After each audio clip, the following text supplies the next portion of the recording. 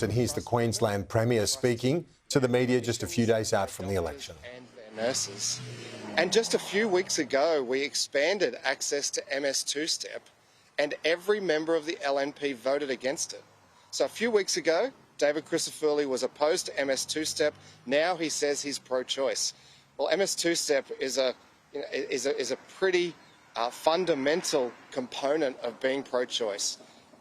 When in the last few weeks did he change his mind? Did he change his fundamental beliefs? What convinced him? How much would it take to convince him back?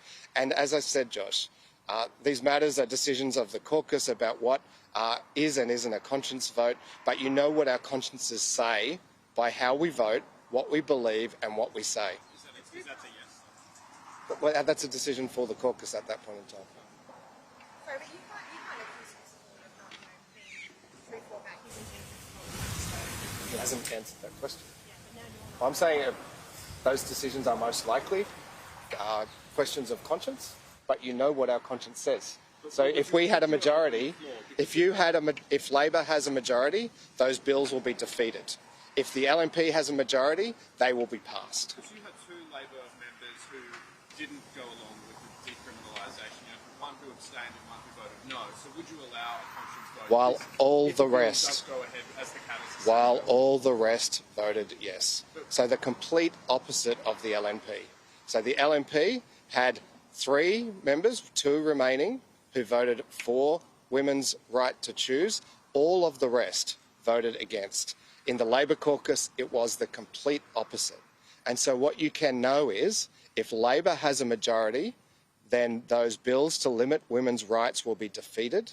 If the LNP has a majority, then those bills will be passed. But you can't commit to a conscience vote, is that what you're saying? All of those matters have historically been conscience votes within Labor, but you know how our people will vote because they are being honest with Queenslanders about it.